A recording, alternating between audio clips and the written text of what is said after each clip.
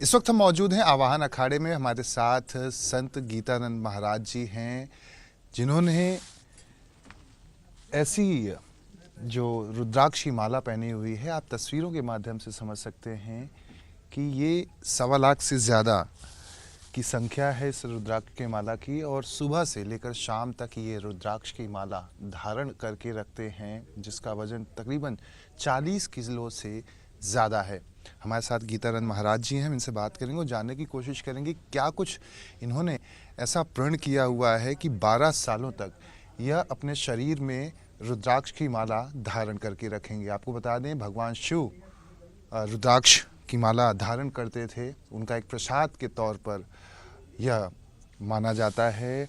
गीतानंद महाराज जी से हम जानेंगे। महाराज जी, आपने जो ये रुद्राक्ष की मालाएं पहनी हुई हैं, तकरीबन कितने साल हो गए, कितने सालों का यह प्रण है, और इसके पीछे जो आपने जो संकल्प लिया हुआ है वो बताइए।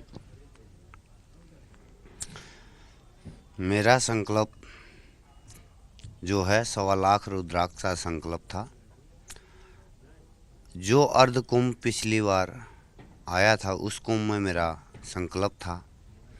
12 साल का संकल्प था और इस टाइम पर 6 साल हो गए हैं। 1.25 लाख का संकल्प था मेरा। 2.25 लाख से भी ऊपर जो है रुद्राक्ष हो चुके हैं। वेट इसका 45 किलो वेट है। और रही बात संकल्प की बात है, हम साधु हैं, संत हैं, और साधु संतों के साथ में होते हुए हमारा कर्तव्य और धर्म है सनातन धर्म के लिए, और हम लोगों का कर्तव्य बनता है। इसलिए जो है सनातन धर्म के अनुसार सनातन्य होते हुए सनातन्य का जो है एक सनातन्य के साथ साथ में जो है हम लोग जो है साधु भी हैं, और इसलिए हमारा कर्तव्य है पहला पूजा पाठ भजन तपस्या हम लोगों का कर्तव्य है। क्या विश्व में कल्याण रहे, राष्ट्र में कल्याण रहे, समाज में सभी में भाईचारा बना रहे, क्या यह भी एक उद्देश्य है इसके पीछे? शांति में नहीं रहे, क्योंकि महाकुंभ एक ऐसा पर्व है जहां पर आप सभी धर्मात्माओं के द्वारा, महामंडलेश्वरों के द्वारा, साधु संतों के द्वारा विश्व के उत्थान के लिए मंथन किया जाता है, विचार किया जाता है, संकल्प किया जाता है। देखो, सनातन्य होते हुए सनातन की बात करेंगे हम लोग जी। हमारा पहला धर्म कर्म हमारा देश हित, राष्ट्र हित, और उसके बाद आता है सनातन हित। सनातन में भी जितने भी कार्य हैं सनातन धर्म में, वो हम लोगों का गौ माता है, ये गंगा स्वस्थ है, गंगा उसके लिए स्वस्थ के लिए है। ये फिर अपने सनातन धर्म में जितने भी कार्य हैं सनातन बहन बेटियों का जो है अपना, ठीक है ना, और ये सनातन रक्षा की बात आती है या मंदिर मठों की बात आती है, ये हम लोगों का कर्तव्य है, हम लोगों का काम है, इसलिए हम लोग करते हैं। आपको जानना चाहेंगे कि गुरु दीक्षा आपने शुरुआती समय में कैसे ली? आपकी जो पुरानी ज़िंदगी थी, शुरुआती ज़िंदगी थी, जब आप बचपन में थे, क्या कुछ ऐसा हुआ कि आप संत बने? उसके पीछे भी एक बड़ी कहानी है। देखो, जो भी कुछ पाया गुरु महाराज की कृपा से, गजानन भगवान की कृपा से, इस भेग की कृपा से, जो भी कुछ हैं आज हम यहाँ बैठे हैं तो उन्हीं की कृपा से हैं। हमारे माता पिताजी की बच्चे नहीं हुआ करते थे, संतान नहीं हुआ करती थी, उन्हीं की कृपा से, संतों की कृपा से जो है संतान हुई। और संतान होने के बाद उनने ये कहा था कि ना आगेगा ना पीछेगा, बोले बीच का बच्चा चढ़ाना पड़ेगा। 2.5 साल का मेरे को चढ़ा दिया गया था, और जब से उन्हीं की कृपा से पला हुआ हूँ, उन्हीं के सब कुछ उनकी नेतृत्व में, संतों के नेतृत्वों से, गुरु महाराज की कृपा से आज तक जो भी कुछ है उन्हीं की कृपा से यहाँ तक हूँ मैं। सुबह से शाम तक धारण रखते हैं आप इसको, तकरीबन 45 किलो का वजन है। क्या शुरुआत में तकलीफ़ होती थी, और अब क्या स्थिति है? क्योंकि एक बहुत भारी ये रुद्राक्ष है, और ऐसे में बहुत ही ज़्यादा इसको केयर करना पड़ता होगा आपको। देखो, बिना रोए तो माँ भी बच्चे को दूध नहीं पिलाती। जी। तो हम तो स्वयं शंकर भगवान से चेतावनी कर रहे हैं, चेतावनी उसको वो दे रहे हैं कि प्रभु को प्रार्थना कर रहे हैं, उसको प्राप्त कर रहे हैं, उसको चेतावनी दे रहे हैं कि ये हठ योग में आता है ये तपस्या।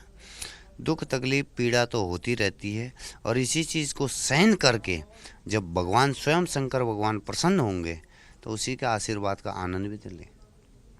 तो दुख तकलीफ़ें चलती रहती हैं, संसारिक में है ये दुख, कांटे हैं, तकलीफ़ें हैं, दुख हैं, परेशानी हैं, ये सब चलती रहती हैं।